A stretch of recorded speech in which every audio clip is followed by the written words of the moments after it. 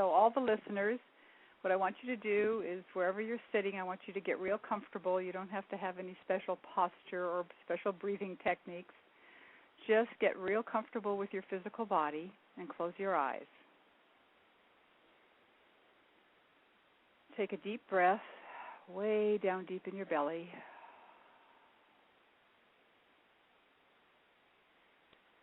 And what I am going to do is to lead you into creating a coherent energy field that you can feel. That means that coherency means the troughs and the crests of your wavelengths are equal.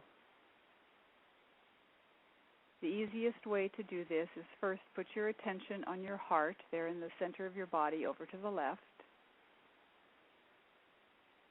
and breathe into this space. Just breathe into it.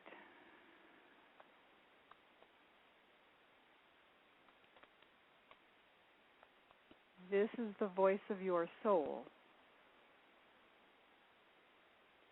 It holds every answer to every question that you hold within your mind.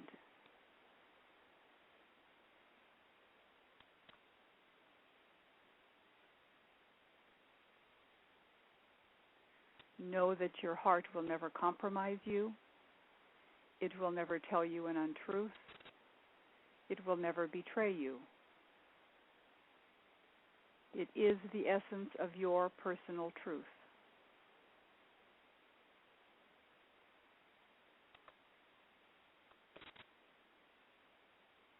Now, as you are breathing, I want you to form a picture in your mind of something that makes you feel very, very good, a deep sense of well-being and security. And it can be anything. A book you read, a movie you saw, a conversation you had, a food you ate. It doesn't make any difference what it is, so long as you can feel in your body the sense of harmony, well-being, safety, security.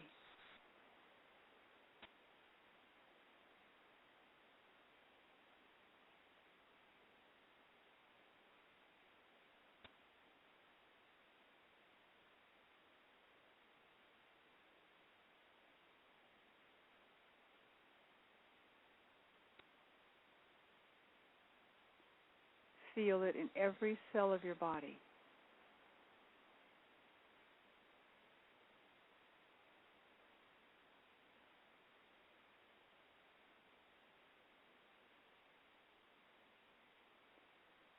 This is coherency.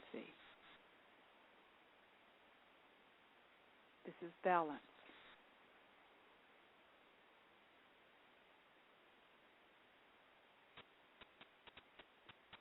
If you will practice this every day, pretty soon you'll be able to do it without having to sit down and focus. And because everything that lives, that is manifest, that exists through coherency, you are now in harmony with all that is.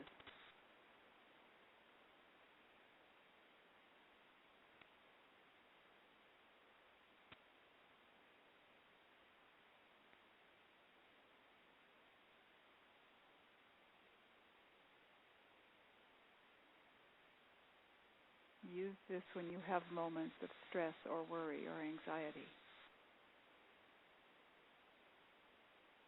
Use it when you are afraid.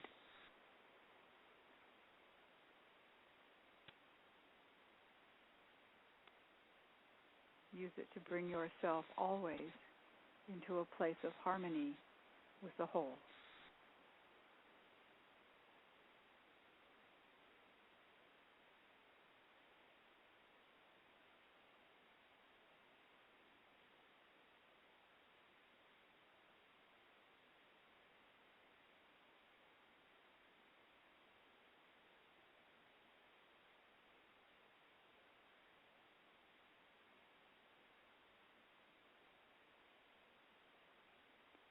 And when you are ready, you can open your eyes and take a nice deep breath and hold this vibration during this interview?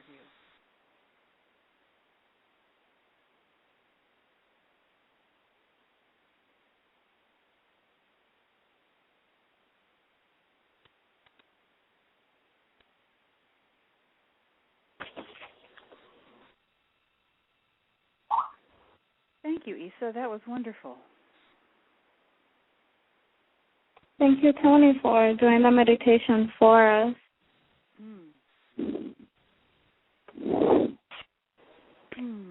Eric, are you still with us?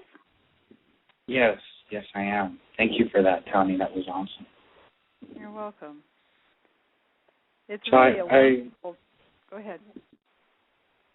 Oh, no, please go ahead.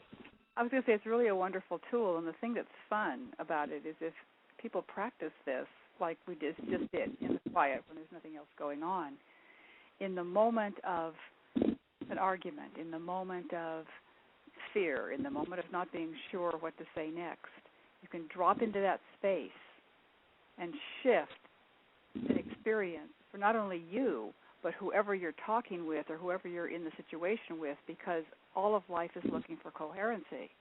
So then all of a sudden, what was this escalating, fearsome experience just comes into balance and harmony, and everybody else in the situation doesn't know why, but you do.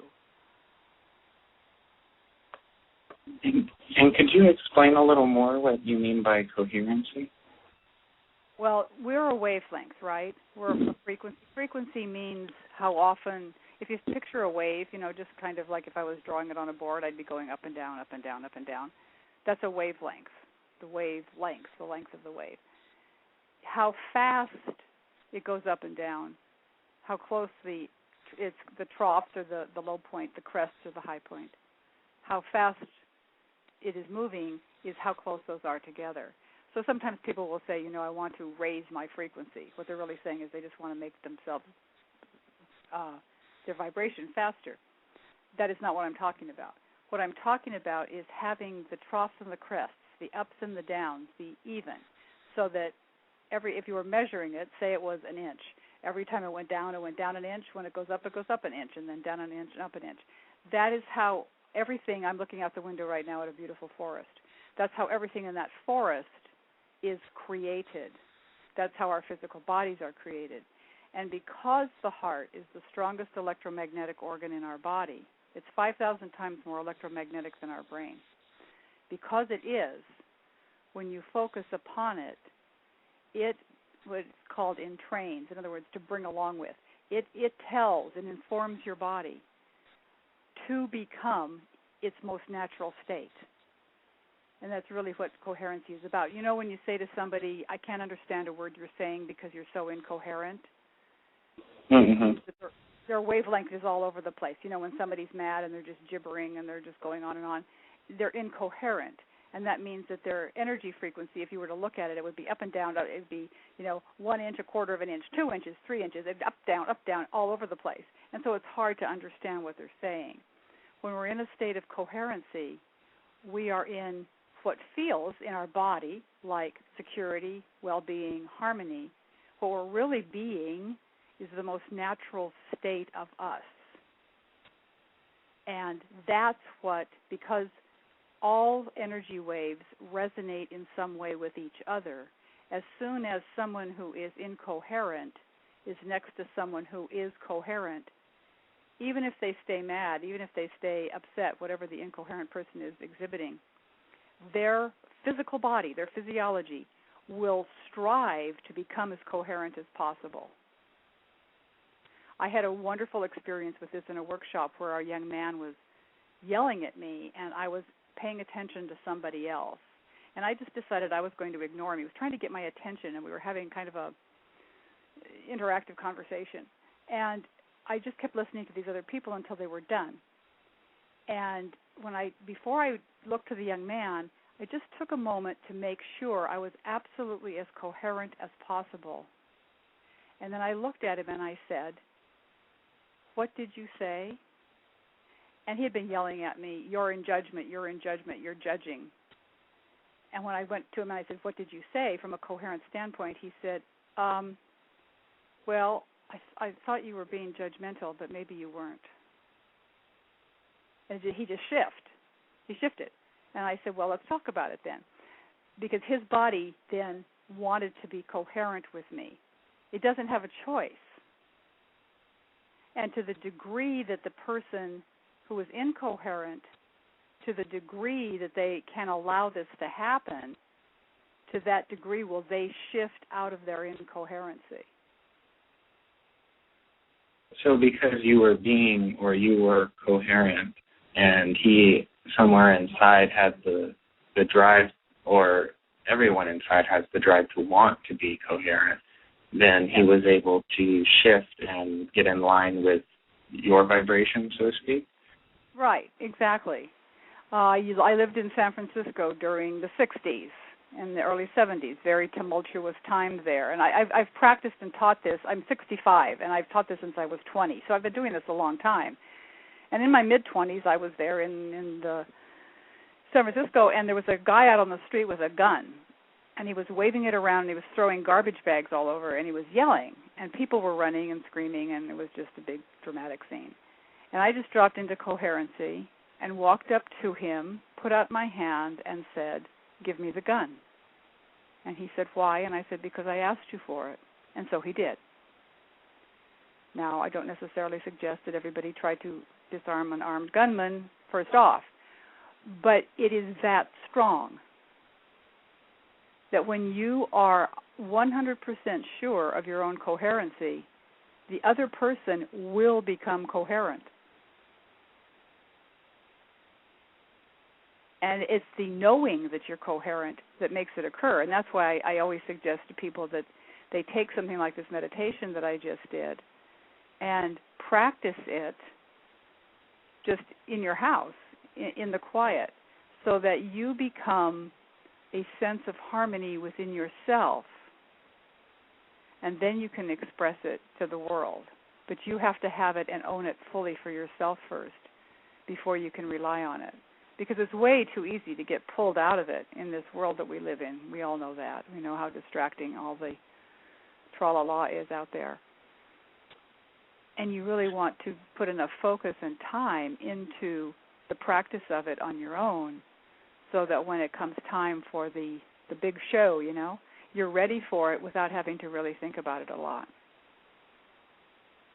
That's why I always tell people to have a couple things, a couple thoughts in your tool chest, so to speak, that you can pull up. And one lady said to me, chocolate cake. And I said, really? She said, if I think about chocolate cake, seriously, I am more harmonious than I could possibly imagine. And I said, chocolate cake it is then. You always know you can go to chocolate cake. It doesn't make any difference what the thought is. It doesn't have to be some spiritual woo-woo thought. It can be anything. So it's more about just getting yourself in that state of mind? Yes. Which the state of mind, that phrase itself kind of is a misnomer in one way. Not that you misspoke, but I'm just saying that we say state of mind, and yet it's really a state of heart. So that the state of your heart, it's called, biologically they're called afferent energy, nervous, I'm trying to get the right word here that people will understand. Your nervous system transmits the information through what are called afferent waves, okay? It's afferent signals that go into your brain and say to your brain,